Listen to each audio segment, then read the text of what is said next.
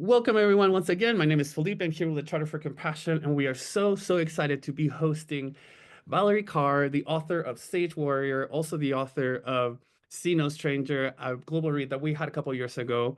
And we are so also excited to have Gard Jameson, part of the Board of Trustees of the Charter for Compassion, and also an incredible moderator and friend of all of us, to direct this conversation that we are so excited about. Um, we will, oh, that's it. We will begin this conversation by, just letting God introduce Valarie. The floor is yours, my friend. Thank you, Felipe. And Valarie, I got to tell you, when Marilyn reached out to me and said, would you be willing to interview Valarie on her new book? I had what we call a moment of bliss. Oh, I thought about just the joy that I had in interviewing about See No Stranger and then seeing you at the Parliament. I want you to know every semester I show your clip from the Parliament, and my students absolutely love it. And why? Because you're inviting us, as Brene Brown said, to a sacred invitation to be part of a movement of love and compassion, which, as Isabel Wilkerson, who's one of my other favorite authors, said, this is what the world really needs right now. So you are right out there on the front lines of a shift in culture, a shift in planetary perspective. And I just want to thank you for being Valarie Kaur. oh, thank you. I didn't expect to cry at the onset. I know, I know. My wife often says, "Do I have raccoon eyes?" I might have raccoon eyes through our conversation. It is an enormously taxing time for all of us, and especially those of us standing in love. This culture makes us feel naive or unserious about power for standing in love, for believing in love as a force for change. But every time I gather with my people, it is so clear that in community we make each other brave. And so any energy that you have been receiving from me, Gard, is just yours coming back to you. It's like we co-create this movement. And one thing that I do find so much strength from every day is that I believe there are more of us than ever before.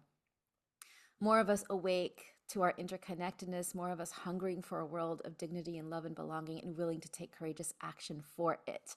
So thank you for your warm embrace. I keep going if you keep going. Well, I think one of your heroes in the book, Bago, would be very happy because I don't think it's 40 warriors who are behind her. That's right. I think it's 4 million plus. I think 4 million plus. Yeah. So I want to ask you at the outset here, your first book was just blow away, See No Stranger, which I really recommend because we are in a moment, as the Dalai Lama said, in a moment of revolution. And the real revolution is one of love and compassion. It's not about guns and it's not about violence. It's about love and compassion. And so that book, and we have a global read, which people can refer to, but this book, whoa, I got to tell you, I was just blown away. And so I want to ask at the outset, Valarie, what inspired you to write Sage Warrior? I think See No Stranger freed me to write Sage Warrior. See No Stranger was a book that was 20 years in the making. It was taking all of the stories on the front lines of these social justice movements and finding the patterns, the blueprint for how we might take action forward. And it all added up to revolutionary love as the call of our time. So I said, okay, I spent the last 20 years of my life organizing around hate. I will spend the rest of my life organizing around love with all of you. And here is my memoir and here's my manifesto. That was See No Stranger. I was almost a little surprised I still got to be alive after See No Stranger came out. I felt like my whole adult life was like being pregnant with this book, and then I delivered it to the world, and I'm like, I still get to be here. I still get to work. I still get to show up. And at just that moment, my children were small. We were in the thick of pandemic. We were seeing the beginnings of authoritarian forces take rise in this country. And we are seeing really the data now around climate catastrophes. And it felt like I didn't feel like the world was ending when I wrote See No Stranger, but I felt like the world was ending at the very beginning of sitting with Sage Warrior. And I thought, if I'm going to walk this path of revolutionary love, if I'm going to keep organizing around love, not just for the next months or years, but for decades, then I need to go deeper than I've ever gone before. I need to reach deep into my own heart, my own lineage, to ask, how did my ancestors survive apocalyptic times? How did they survive when it felt like the world was ending? How did they respond to authoritarian regimes of their era?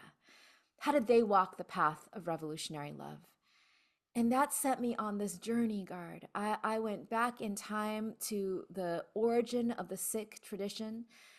The Sikh tradition is a tradition that's 550 years old. It began in South Asia, in Punjab, and it's a tradition that so few people know about. And for most of my life, I get, the Christian gets 2 minutes, the Jew gets 2 minutes, the Muslim gets I get 2 minutes. But I have to just say, it's not Sikh, it's Sikh, but we're just really happy you know who we are. And Sikh means student of truth. And it began, and then my time is up. So I thought, what if I took some time? What if I took some space to go back and really tell the full story of my ancestors and their wisdom? And what if their wisdom is precisely the wisdom, the medicine that the whole world needs right now?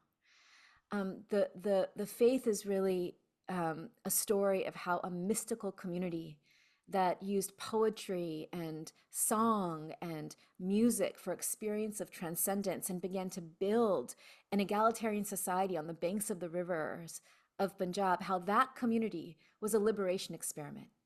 And like all liberation experiments, it was only a matter of time before those who sought to rule by authoritarian power saw our ancestors as a direct threat. So here is this anti-caste, anti-hierarchy community, this liberation experiment where people were trained really to farm and to sing and to care for each other. This community, when the Mughal Empire sent its armies in the 17th century, might have been eliminated from the face of the planet, but something very unusual happened in the course of human history. This community of mystics and poets resisted. Our ancestors became warriors. That's why I'm here. That's why we survived. And I began to think, the warrior fights, the sage loves. It is an ancient doorway into revolutionary love. And maybe those are the energies that all of us are invited to inhabit now. How do we rest in the sage within us, to see through the eyes of love and wonder and connection and beauty, and to let that way of seeing inspire the most courageous action we can muster, to warrior for each other, to protect each other, to stand for each other. I believe all of us are called to be sant sipahi, sage warriors now. And so this book is not only an invitation to come and walk with my ancestors, it's a call for you, for all of us, to ask ourselves, how do I be braver with my love than ever before? So beautiful, so beautiful. And, one of the things I really, really resonated with, I believe that civilization will not be civilization until there's an appreciation of the equality of gender, Yes. until men and women can look at each other with reciprocity and mutual respect and really honor the gifts that each of us bring. And I believe in this book, you have done another liberating thing, which is you have brought forth the voice of the women who are behind the great gurus of the tradition. And you have allowed us to see how those women so deeply informed each of those gurus, of the 10 gurus, and how it was a woman who at the end of the line said, enough with the men gurus, let's just stick with the scripture, which is sacred poetry. So is there one or two of those women who really sort of, and I know they're all fantastic because I read it and they're all fantastic, but are there one or two who are sort of your resource or go-to matas that you really love? Yes. Well, let me say, when I realized that that this book was an imaginative retelling of the story of our first Sikh ancestors over the course of 250 years, from Guru Nanak to Guru Gobind Singh Ji, I realized as I was telling, the way that the book was written was out loud in storytelling circles. I would gather my parents, my elders, the aunties and uncles, my children, and my daughter would be sitting right in front, so often on my lap or right in front of her mommy. And the way that I told the stories, I realized I needed to tell them in a way that was different from how they were told for me. I needed to tell them in a way that my daughter could see herself in them. And so, in all of the storytelling circles, what emerged was centering the women ancestors, letting them be our portal to understanding the fullness of what it means to be a sant sipahi, to battle in the world, to be a warrior. It's not only what you might imagine in the battlefield, it's the daily labors, it's the unsung labors, it's the way that we are brave within ourselves and between our beloveds and in our homes and in our communities. That is the truest strength. And these women ancestors unlock that for me. The ones that speak the most to me, I think so much of Bibi Nanki. Guru Nanak is always credited rightly as the founder of the Sikh faith. He was the first teacher. But you know the origin story that I grew up with? I love it so much. The story goes in the year 1499, a man named Nanak, seated by the river in Punjab in Sultanpur Lodi, where he meditated every day for 14 years on the chaos and the cruelty and the hierarchy in the world, always returned from that river to Bibi Nanki's home, his sister's home, but one day did not return. So people shouted in the street, Nanak has drowned, Nanak has drowned. And Bibi Nanki ran into the street, stood in that place where her brother disappeared, and imagined him. I imagine her imagining him taking in all of the pain of the world and alchemizing it into poetry and beauty and language and meaning. Does such labor come at a cost? The sun rose and the sun fell, the sun rose and fell, the sun rose. And on the third day, Bibi Nanki, standing in that place, hears a cry 3 kilometers up the riverbank. She runs and she sees a figure seated in ash. It is Nanak and not Nanak. He does not speak, he does not stir, until she hears a single utterance flow from his lips. Na ko Hindu, na ko Musalman. There is no Hindu. There is no Muslim, which is another way to say there is no me against you at all. You can look upon the face of anyone and say, you are a part of me I do not yet know. It was a vision of Ik Onkar, oneness ever unfolding, and that revelation of Guru Nanak's led him to start to take the poetry inside of him and unfurl it into full-throated songs of love. And it was Bibi Nanki who saw that her brother had become a guru, the first one to call him a teacher. It was Bibi Nanki who sent him on his way with Bhai Mardana, who carried the rabab. Guru Nanak sang, Bhai Mardana played, and there was no one they could not reach with that music. It was Bibi Nanki who stayed to raise his children as he traveled across the South Asian subcontinent and beyond. All of that time, she was raising the kids, bringing the milk to a boil, practicing in her daily labors what Guru Nanak sang of. And I think that's the key. Guru Nanak did not say, when you transcend, stay there. Stay on the mountaintop, become an ascetic, release the trappings of the world. Guru Nanak said, no, taste the truth of our oneness, of our belonging to each other, and then come back and till your fields and sweat and labor and raise your children and fight for each other and serve each other. We were always supposed to become liberated in the messiness of life. But you know who practiced that before anyone else did? It was Bibi Nanki. She was the first Sikh. She was the first Sikh. So she's always been eclipsed in our history. She's the elder sister after whom Nanak was named, right? Nanki came first, and then Nanak was named after her, and she was named Nanki because she had such a love for her Nanke, which means maternal family. So Guru Nanak was named after that great maternal heart, that great maternal home where we are at home in our bodies and at home in the world. All of that has been eclipsed, even in my community, even in my tradition. Patriarchy finds a way, even in a tradition that is pulsating with gender equality. All of our scripture is devotional, sacred poems that lift us up into our oneness. And yet, even in our tradition, we find the same patriarchy that plagues other traditions. So for me to say, I cannot see Guru Nanak without also seeing Bibi Nanki. I cannot walk this path if I'm not walking behind her, because she's the first one who lived it. And as a mama to 2 small children who were, by the way, were the same age Guru Nanak's children were when he had to leave them. I look to Nanki to say, there is a way I can walk this path of love. I can organize around love, mother my children, mother the world, mother myself, and the ways that she must have had to. And so am I imagining, you notice this beautiful pearl mala on the Mm-hmm. cover of the book. In the Sikh tradition, it is a thought that the Guru Nanak passed his light to the next guru, who passed his light to the next guru, and on and on and on to the 10. And then finally, the 11th is our sacred scripture, the Guru Granth Sahib, the living guru. I got to imagine, what if Bibi Nanki had her own passage?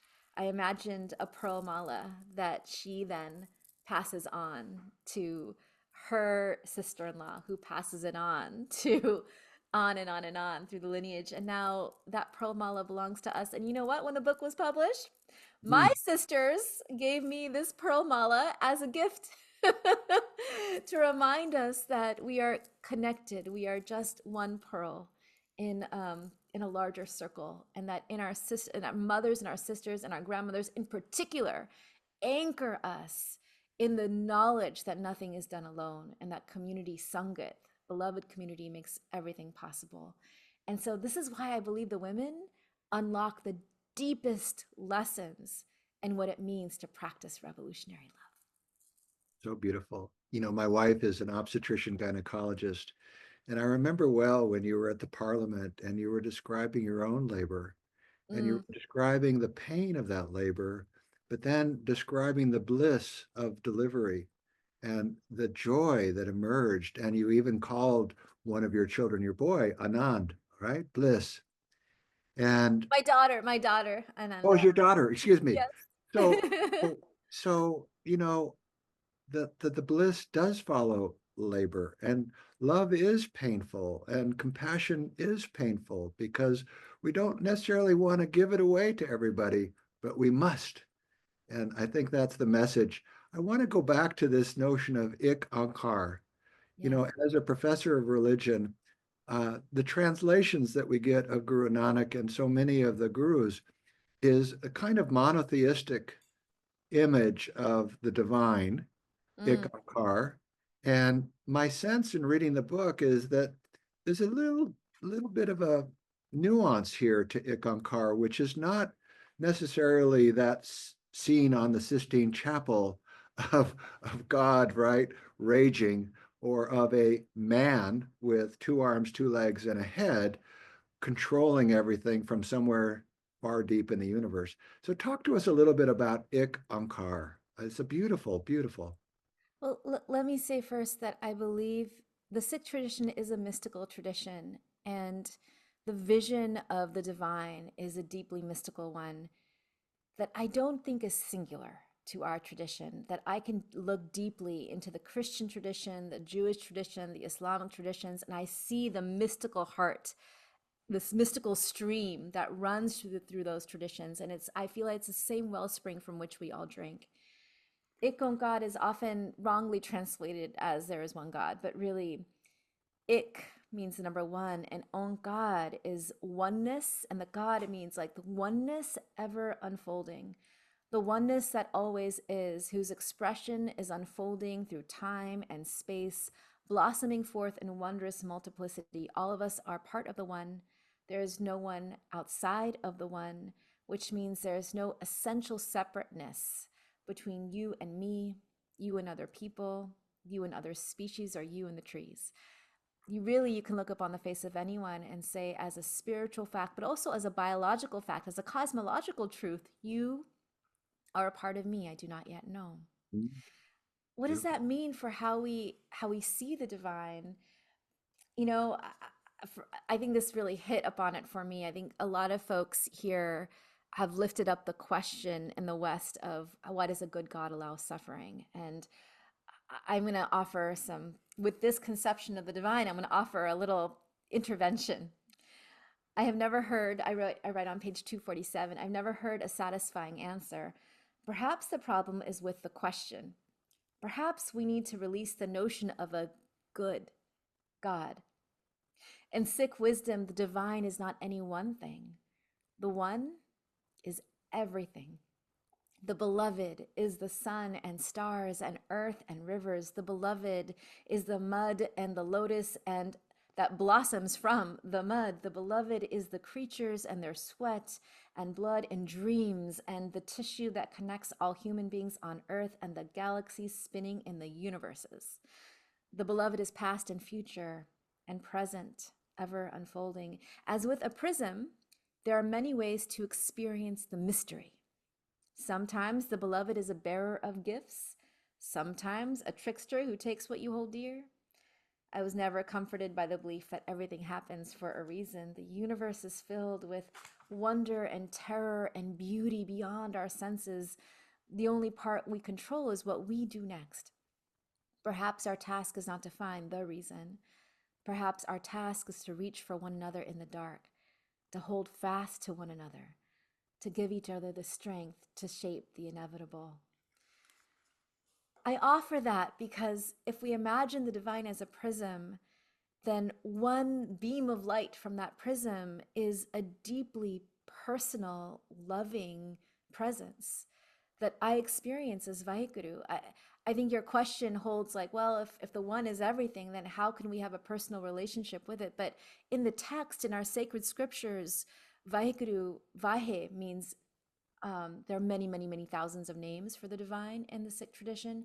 Vahe is the most Vahe Guru is the most common, and Vahe means awe, wonder. Vahe is an expression of wonder, and Guru is the light that dispels darkness.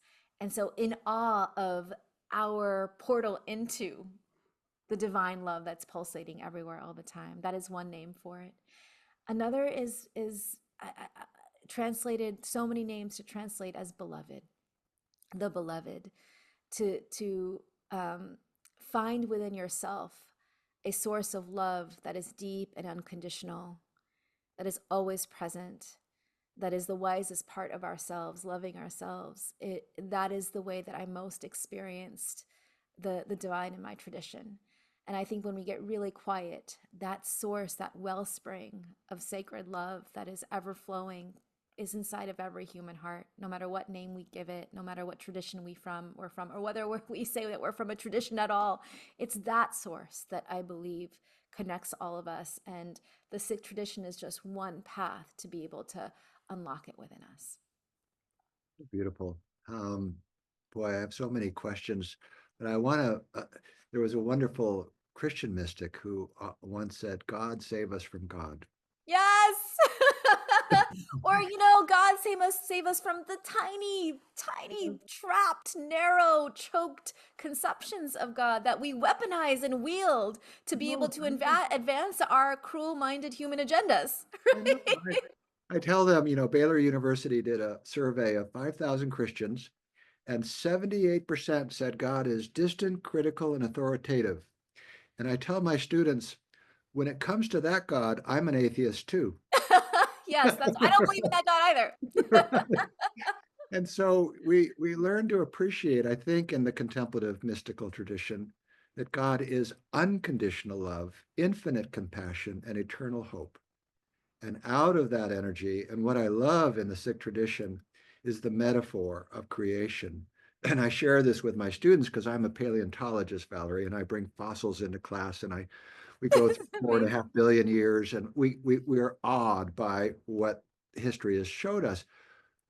But in the West, we have a metaphor of a hand grenade, of a big explosion.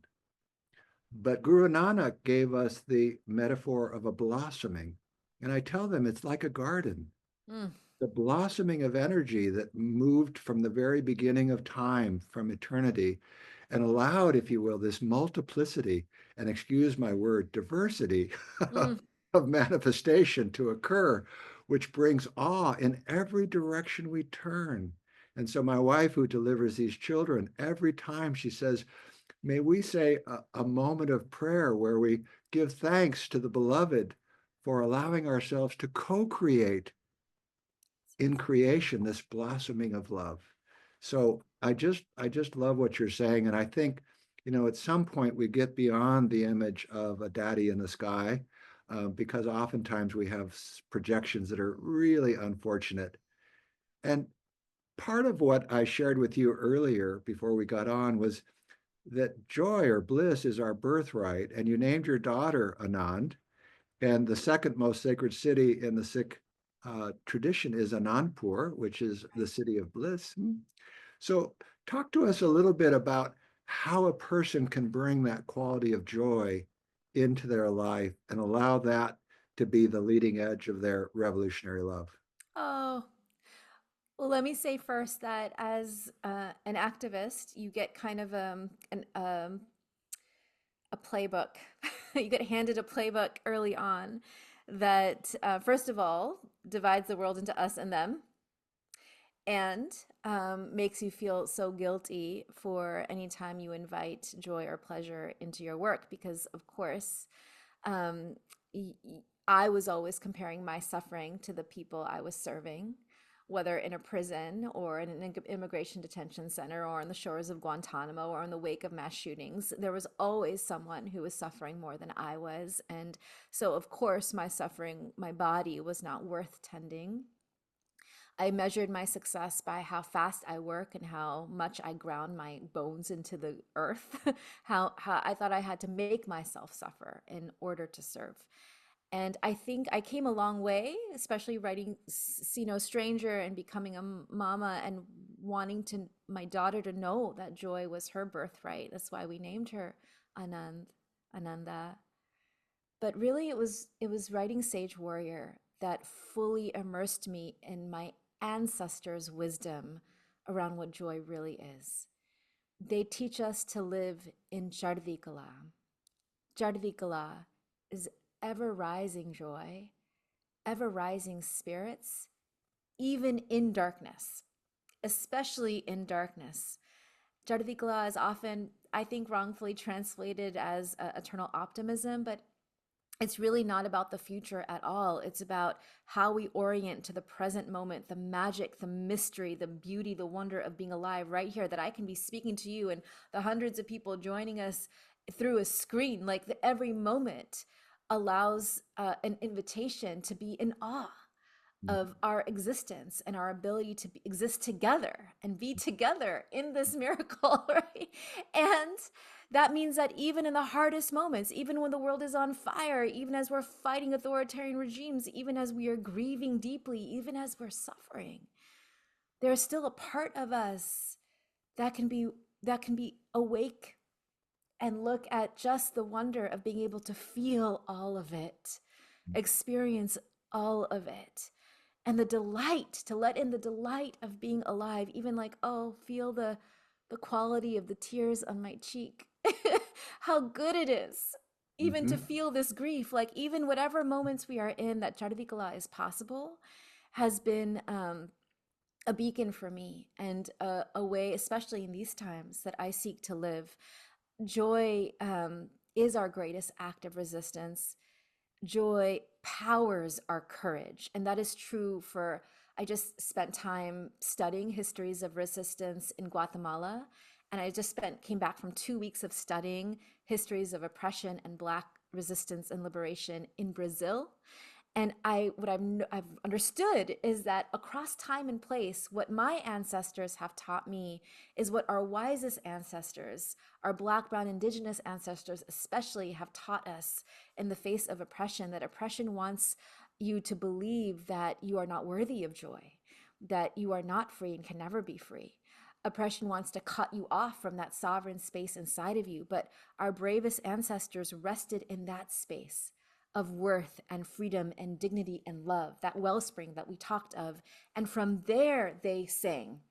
From there they marched. From there they organized. From there they insisted on their worth in a world that would deny it. From there they presaged a future where their descendants or their descendants might be free. I believe that is our sacred task now. Just when you want to feel the most guilty for feeling any kind of joy, no, my love, this is the time to take in the music and the poetry and the dancing and the singing and the drumming and the strumming, whatever it is that makes you feel free inside. This is the time to bring those energies into your life even more, to gather people in your living rooms, break out your musical instruments, sing our song prayers, dance with each other, and then say, okay, now what are we going to do tomorrow when those ICE agents come and knock on the doors of the school down the street? Okay, what are we going to do tomorrow when that community needs us to show up at that vigil? What are we going to do? And then you realize that in the doing, the kind of community that you cultivate in the deep joy is the energy that you bring in the defense from a space of freedom within and between us. Is not only how we resist, it's how we presage the world to come. And just like those ancestors, just like my ancestors, they did not live to see the world that they labored for. That's the only reason many of us are here. So too, I have to be sober that I might not live to see a healthy, just, multiracial democracy. I may not live to see a planet where we learn how to live sustainably with the earth and with each other. I want to. I dream of that world. I want that world with every cell in my body, but my sacred task is to realize that the world has ended many times before and the world has been rebirthed many times before. This is simply our turn in the cycle. And every moment, in every turn, people have been thrown into the darkness and they get a choice. Do I retreat into my despair, or do I sit inside of that sovereign space, invite those energies of Jardikala, and dare to lift my gaze and sing a song of love? Is that what I do in my time? Is that what I do with my turn?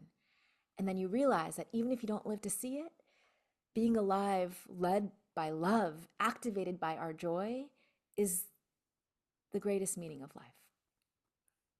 So true, so true. You're reminding me of Rilke, who said, I live my life in concentric circles. And I I, just discovered that poem. It's by my oh, bedside right don't you love it? now. Love And it. I may never see the last of the circles, but I give my life to it. Yes. So that's exactly what you've just shared. And I share with my students again, because this is a very confusing generation. It's a very difficult time for it to be young. And I honor your children. I honor my children. I have a child who's trans. This is such a difficult time. $200 million were spent in advertising against trans people. Against your child. Yes, against my child. And she doesn't know. Should I go to Canada? Should I go to New Zealand? Where should I go? Where am I safe? And I say, you're safe here near your mother and your father. We will protect you with our lives, Oh, just as the women protected their children and their husbands with their lives. So I share with them the poem of Hafiz. When you are lonely or in darkness, I wish I could show you the astonishing light of your own being. And to me, that's such a huge message that comes through the Sikh tradition, that we all carry that light of love inside of us. But so much has obscured it. And so, again, as you say, being part of the movement is what begins to reveal or unveil that light of love. So I want to thank you for that. And I want to ask, in the book, there's a wonderful section where the last living guru, Guru Gobind Singh, suggests to the really horrible Emperor Aurangzeb that a victorious life is not so much what we produce as much as who we are. And can you speak a little bit about his incredible epistle of victory, which I just love that epistle. that's right. Yeah. Oh, I mean, so to give people context, this is the early 1700s, and this kind of bloodthirsty Mughal emperor Aurangzeb comes after our people and drives Guru Gobind Singh Ji and his family from Anandpur Sahib, from the city of bliss. And then promises him safe passage if he gives to him and his family, if he gives the emperor the city, and swears on the Quran. And so the Guru accepts his offer, and they go in the middle of the night with his children and with his family, with his mother, with his 40 soldiers, and they cross a river. And as they're crossing a river is when they get ambushed. And at this moment, ultimately, what happens is that the Guru loses his 4 sons, who are brutally killed by the emperor. His mother is in prison with the youngest sons and watches them bricked alive, and then loses her own life from the heartbreak and the grief. And the guru survives. And when he finally has a safe haven, he's given all this information that he's lost everyone he's loved. And he decides to write to the emperor a letter, a poetic masterpiece called the Zafarnama, which translates as an epistle of victory. And it says, yes, paraphrasing, it's like, yes, you captured my city, you pursue me with your armies, you took my sons, but you broke your oath to Allah. So who does victory belong to? No, it's so beautiful. And share with our audience, Aurangzeb, when he's on his deathbed, calls his son forward and he says some things that are really powerful. Yes, I mean this is what they say, that after this life of um, really ruling in this bloodthirsty way, in his final, I don't know if I can find it easily in the book. I know it's in the very, very last The chapter, but he, paraphrase is he says, I've kind of, and he lived till he was 90, I've kind of wasted my life. yeah, he's like, I'm strange. I'm a stranger to everyone. Yeah. I know no one. And And this is his how he dies. and his son kind of comes up like a good spring rose as a good kid and really reaches out to the community, the Sikh community, and really embraces them. But it's what we say about dictators. You may have a good one now, but who follows him, right? That's right. There we Right? go. At nearly 90, Emperor Aurangzeb confessed to his son Bahadur Shah on his deathbed, I came alone and I go as a stranger. I do not know who I am nor what I have been doing. And then his son becomes the new emperor. That's right. And I love that. I love that you named that. And this is the first conversation I've had where someone picked up on that detail. That's why I had to find it. Like, I love that you named that because part of the work of revolutionary love is to say that there are no such thing as monsters in this world. There are only human beings who are wounded, who act out of their insecurity, their fear, their greed, their rage. It does not make them any less dangerous. But when we see their wound, we become free. We can decide whether we react endlessly from our trauma or whether we sit in our deepest wisdom, that wellspring of love, and respond from there. And I think that moment in the story reveals the cost of participating in dehumanization, how much it cuts at your own soul. You lose yourself. And so to tend the wound of even your greatest opponents, the way that Guru Gobind Singh did by calling him to task, and actually the story goes that the emperor was so moved by the epistle that he asks the Guru to meet with him. So I love that the Guru's invitation to rethinking what victory is. Yes, care about the outcomes of what you do. Yes, care about the outcomes of your labor. What happens to the policy? What happens to the campaign? It matters, especially as an activist. Like, yes, it matters, and and this is what the great Quaker elder Parker Palmer also taught me. Don't measure your success based on those outcomes. Measure your success as your faithfulness to the labor, your faithfulness to your deepest values. Was I faithful to the community that I'm serving? Was I faithful to preserving the humanity of not only the people I'm defending, but also the people I'm fighting against? Was I faithful to leading with my wonder? Was I faithful to holding fast to dignity above all? Was I faithful to love?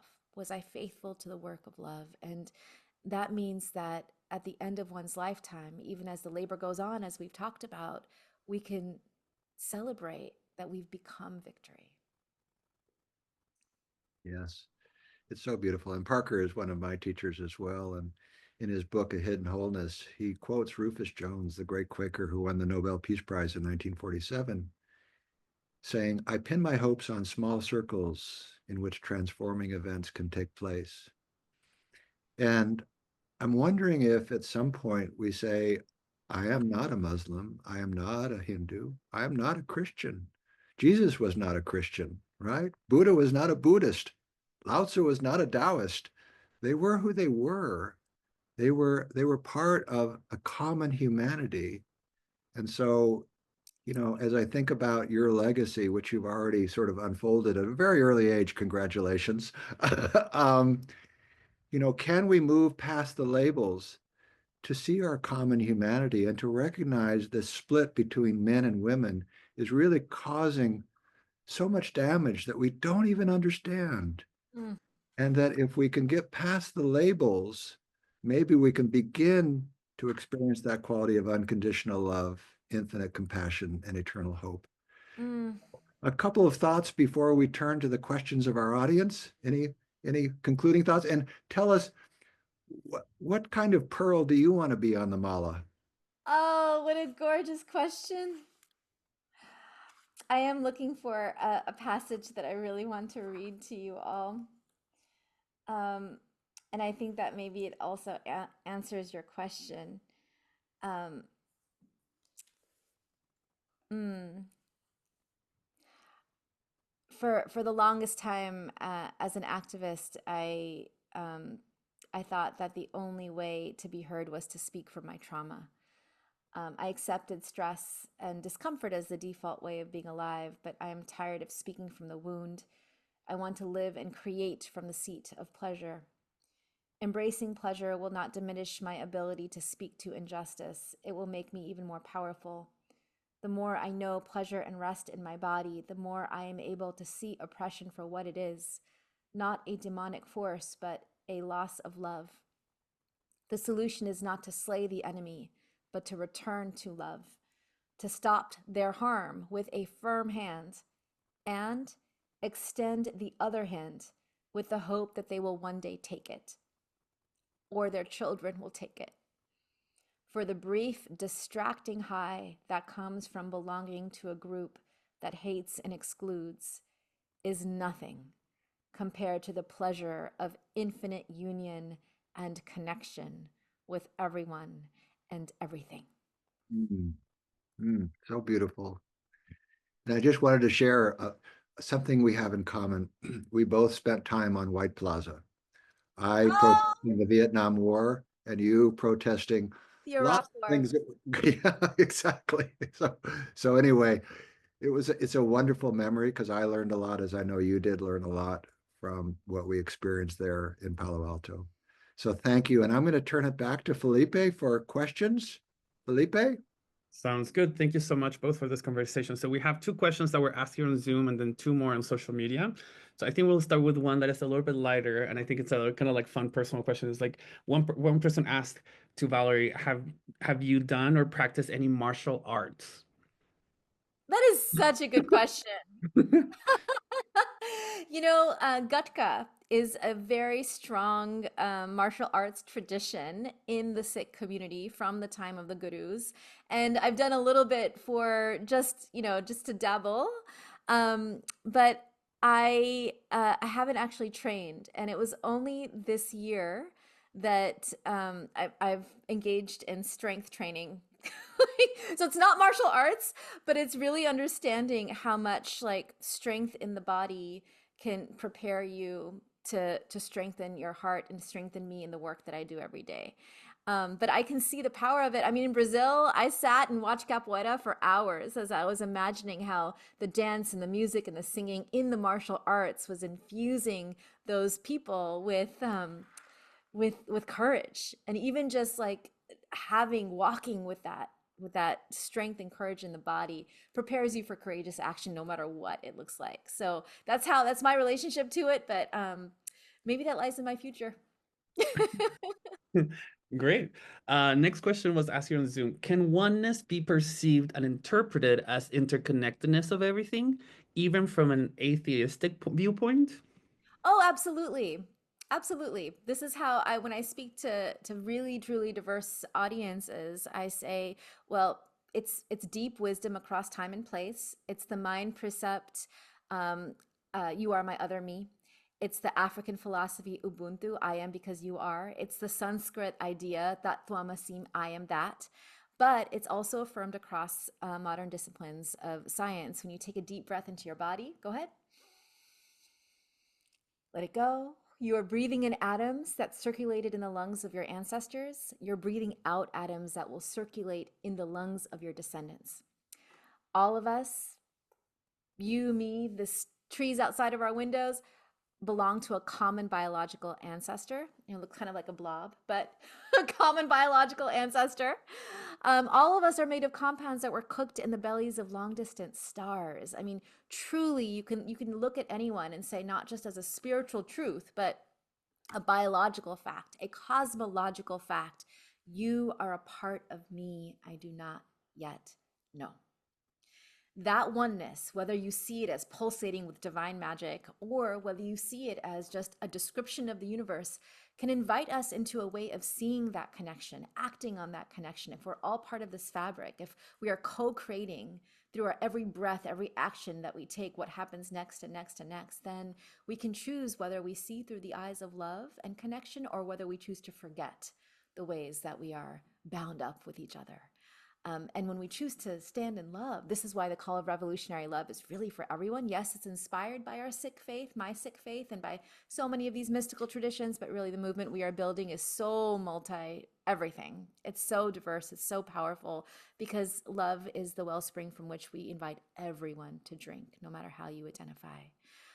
We are building that movement now from coast to coast, and I think my teammates can drop the link in the chat if you want to see ways you can get involved. But the Revolutionary Love Project is the nonprofit that is building this movement together. And wherever you are coming from, you will have tools that you can bring into your life to help you walk the path of love the way you wish. Beautiful. Thank you. Next question. How do you redefine the concept of a warrior through the lens of love? And in what ways can this sage warrior mindset be applied to social justice work today? Oh, well, um, I don't think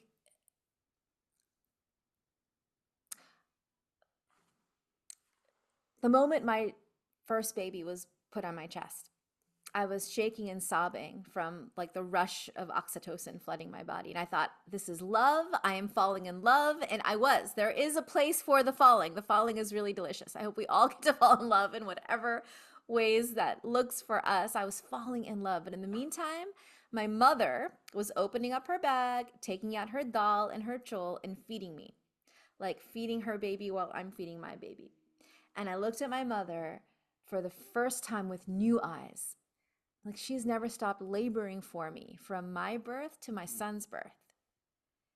I saw her as a warrior, as someone who took all of that falling, all of that love that she felt, and put it into action in courageous ways, in ways that required sacrifice, in ways that required strength, in ways that required dedication, day after day, week after week, month after year after year. And that's what I think all of these women ancestors in this book reveal to us, is that love is not simply a feeling that comes and goes, ebbs and flows. No, love is sweet labor, fierce, bloody, imperfect, life-giving, a choice we make again and again. And I believe we need like fiery language to capture what it means to stand in that love, take action rooted in that love. And this is why I pick up on the warrior imagery of my faith. I believe back then they had very few means to challenge authoritarian regimes, so they did use swords and shields. And today, though, we have so many other means. And so what is your sword? Is it your voice? Is it your pen? Is it your pocketbook? Is it the way that you organize? Is it your doctor's scalpel? Is it your artist's brush? We all have ways that we can warrior. We all have ways we can fight.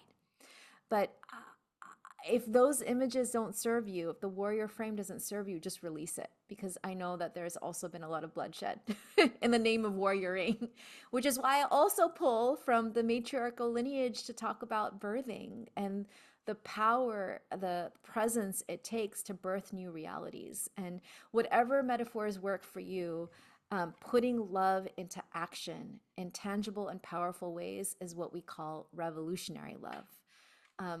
I say the warrior fights, right? The warrior stands and fights and serves. The sage loves. It's one path, one way you can walk the call of revolutionary love. Beautiful. Thank you.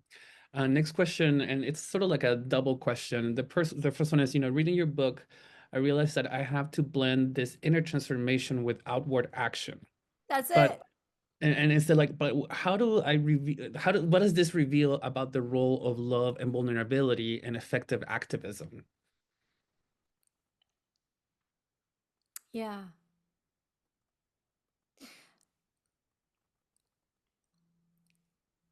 The more we practice loving all parts of ourselves, the deeper our capacity to love and nourish and protect the parts of the world around us.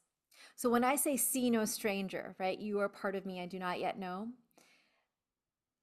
You can begin with your own sweet self. Oh, my grief. Oh, my pain. Oh, my rage. Oh, my shame. You are a part of me I do not yet know. What do you need me to know now?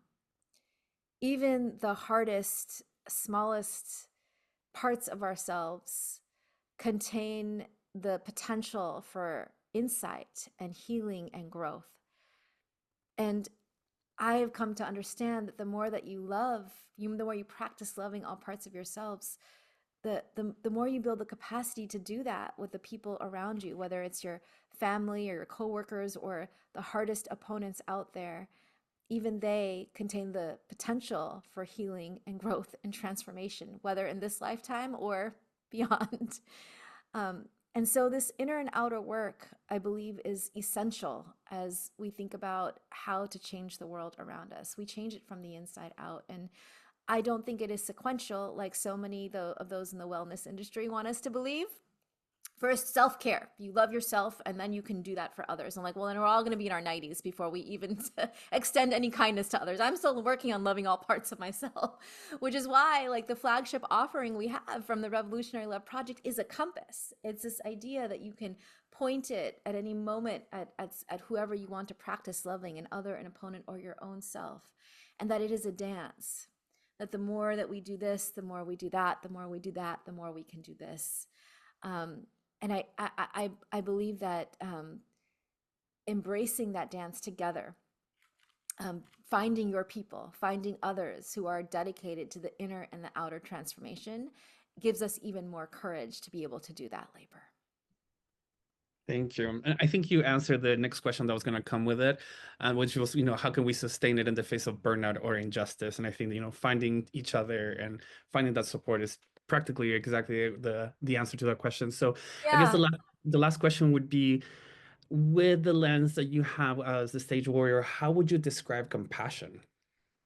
Oh, so this is the charter for compassion. And I have to say, like, I see you all, you are, we are building a shared movement to shift culture and consciousness in this country, a revolution of the heart. And whether we are organizing around the word love or the word compassion, we are just notes in the same symphony. We're all part of this shift that is underway. And so I see empathy as the choice to feel as another, and compassion is the choice to feel for another and to put that into action. And I think compassion is essential in any labor for love. I think my invitation is to say, you don't have to feel compassion all of the time in order to take loving, courageous action, especially with opponents who hurt us, who are hurting us in real time right now. It's okay if you don't feel compassion for them. The secret is to lead with your wonder. You are a part of me I do not yet know. Sister, brother, sibling, even you are my brother in this human family. What is at stake for you? Why? Why do you say that? Why do you do that? Why? And if you really lead with your wonder and you really want to know why, beneath the slogans and the sound bites, you start to hear their story. And then you see their wound, right? All of these actions are driven by some deeper wound. And when you see their wound, that might invite the compassion that you need to be able to guide your response. And so we're all part of the same larger labor: love, empathy, compassion, courage, whatever language we use, know that we can support each other in it. And this goes back to your question about how we don't give birth alone. We don't go to battle alone. We need each other. We need our people in those moments. And so right now, even in my home, gathering both virtually but also in person, gather in person to be able to feed each other and talk with each other and tell each other stories and hear each other and then choose what to do together. The community, the Sangat, the beloved community we build can be the way that we can be brave with our love. I think Beautiful. the last thing I will offer is that this book, Sage Warrior, because we wanted it to be something that communities could take, it comes with an album, a musical album where you can hear the song prayers, the shabads of my ancestors in new renditions. It also comes with a study guide that is free that communities can take. You can use it for your book clubs or your houses of worship. You can use it on your own. And all of this is at sagewarrior.us. You can take it and you run with it. And if you want to show up with us as we're building this movement for revolutionary love, you go to revolutionarylove.org. And Valarie, thank you. I'm going to invite you anytime that you and Anusha have a weekend to come to Las Vegas, because we have Compassionate Las Vegas and we have hundreds of warriors here who are invested in love and compassion. And it would be lovely. And we have a saying here, Anusha, which is what happens in Las Vegas will eventually transform the world. I'm ready to see that Las Vegas. So anytime, Anusha, take that invitation down. Anytime you have a free moment, it would be a Friday night probably, and we would have a wonderful community celebration of the Sage Warrior, Valarie Kaur. And thank you, thank you, thank you. And thank you, Anusha, for being the woman behind the woman. Oh, director of movement strategy. I am behind her. You are all too kind. This conversation it filled my cup. It filled my heart. Thank you for all of your incredible questions to the community who's here with us. And thank you, Gard, Felipe, and Lynn, and everyone at the Charter for Compassion for just doing such a deep dive into this work. I listened to it here with my father, who we just relished every single word. I'm not new to this work, but there's something to learn every time. So thank you, Valarie. Love you. Thank you. Thank So, you, Anusha, everyone. let me know when you can come, because we're ready. You got it. Okay, back to you, Felipe. You are the wizard. Thank you. Again, thank you all for an incredible conversation. Just repeating Anusha's words, we just had so much to digest and to take in, and that was beautiful. And yeah, I can't thank you enough. So let me just share really quick my screen to let people know about some upcoming events that are happening with the Charter for Compassion. As you all know, every Wednesday morning we have Marilyn Turkovich, our executive director, becomes a world DJ and takes us on a journey of humanity through exploring music of different eras, times, and languages, and see how there's a harmony between it all. Every Wednesday, the next one will be May 21st at 8 a.m. Pacific time. Tomorrow, we begin our course, Planting the Seeds of Compassion, and there are two different cohorts. The one North America, Europe, that will be Tuesday, May 20th and Tuesday, May 27th at 8 a.m. Pacific, or you can be on the other time zone for Australia and New Zealand, and that will be May 22nd and 29th at 9 a.m. Australian Eastern Daytime or 11 a.m. New Zealand Standard Time. Our Compassion Action Conference happened last week. We're so excited for all the things that happened during that time. You can learn more about the conference, rewatch some of the sessions on our website, charterforcompassion.org. And last but not least, we have our Charter Sangha, our monthly gathering, the last Saturday of the month at 9 a.m. Pacific time. This is time to meditate, to share, to commune with others. Even though virtually, it's still a powerful moment for everyone to explore. So that is the last Saturday of the month, this case, Saturday, May 31st at 9 a.m. Pacific time. And do not forget that our next global read is with our Nobel Peace Laureate friend, author Kailash Satyarthi. And lucky for us, we get to enjoy Gard once again as the moderator for our next global read. This is again happening on June 12th. So get ready for that conversation. It will be also very powerful, just like this one.